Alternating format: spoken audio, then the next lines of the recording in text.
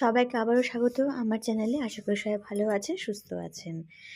কুমড়োর শাক ডগা এটা। আজকে কুমড়ো শাকের চচ্চড়ি শেয়ার করব। এটা হচ্ছে আমাদের ছাদ বাগানের কুমড়ো শাক, যেটা তুলে নিয়ে এসেছি। তো দেখুন, ভালো করে কাট করে খুব সুন্দর করে ধুয়ে নিয়েছি, যাতে ধুলো বালি মাটি কিচ্ছু না থাকে। জলে ভিজিয়ে রেখেছিলাম।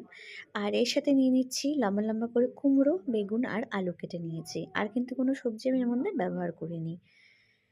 শাকটা ভিজানো রয়েছে, আর এদিকে পোস্ত বাটা করে নিয়েছি। কড়াইতে দিচ্ছি তেল। তেলের মধ্যে আমি এখানে বড়ি ভেজে নেব। বড়ি দিয়ে কিন্তু চচ্চড়ি, কুমড়ো শাকের চচ্চড়ি ভীষণই ভালো হয়। বড়িটা অপশনাল, চাইলে আপনারা দিতে পারেন, নাও দিতে পারেন। তো লাল লাল করে বড়িটা ভাজা হয়ে গেছে। এবার বড়িটাকে আমি উঠিয়ে রেখে দেবো। এবার কড়াইতে আরেকটু সরষের তেল দিয়ে দিচ্ছি 5 ফোড়ন, যেটা খুব সুন্দর একটা গন্ধ বেরোবে। তারপরে আমি কেটে রাখা সবজিগুলো অ্যাড করে দিচ্ছি।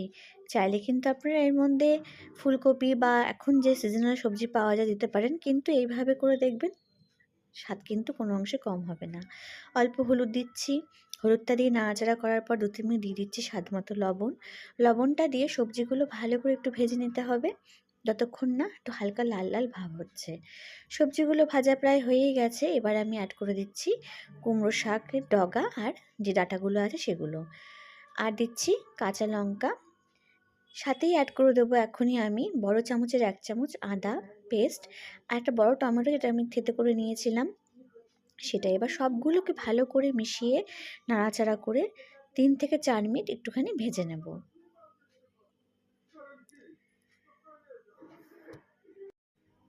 তো ভাজা কিন্তু দেখুন সুন্দরভাবে হয়ে গেছে, অনেকটা মজেও গেছে। এবার এর মধ্যে দিয়ে দিচ্ছি পোস্ত বাটা। আমি কিন্তু বাদাম দিয়ে বাটিনি, শুধু পোস্তটাই জলে ভিজিয়ে রেখেছিলাম, তারপর ওটা বেটে নিয়েছি মিক্সিতে। এবার বেশ খানিকটা পোস্ত বাটা দিয়ে আবারও কিন্তু একটু ভেজে নেব, ভালো মতো নাড়াচাড়া করে নেব, যাতে কোনো পোস্তর কাঁচা গন্ধ না থাকে। ব্যালেন্সের জন্য দিচ্ছি এখানে অল্প একটু চিনি। চিনিটা কিন্তু একটুখানি ডগা বা চচ্চড়ি দিলে কিন্তু ভালো লাগে চচ্চড়ি রান্নাতে। যারা চিনি একদমই খান তারা কিন্তু অবশ্যই এটাকে স্কিপ করতে পারেন। তো দেখুন সুন্দর মাখা মাখা হয়ে গেছে, প্রায় কিন্তু সিদ্ধ হয়েই গেছে। তো আমি জাস্ট অল্প একটু জল আর বড়িটা দিয়ে দিচ্ছি, দিয়ে এটাকে 5 থেকে 6 মিনিট, খুব জোর 7 মিনিট এটাকে ঢাকা দিয়ে একটু রান্না করে নেব। 7-8 মিনিট পরে দেখুন আলুগুলো সিদ্ধ হয়ে গেছে। কুমড়ো শাকের চচ্চড়ি কিন্তু একদম তৈরি। চাইলে কিন্তু আপনারা আরও একটু গ্রেভিটা শুকিয়ে একদম মাখা মাখা করতে পারেন। যেহেতু ভাতের সাথে এটা আমি পরিবেশন করব, তাই কিন্তু হালকা গ্রেভি রেখেছি। জাস্ট সরষের তেলটা ছড়িয়ে মিনিট 5 নিভিয়ে রাখলেই, গ্যাসের ফ্লেমটা এবং ঢাকা দিয়ে রাখলে তৈরি হয়ে যাবে কুমড়ো শাকের চচ্চড়ি।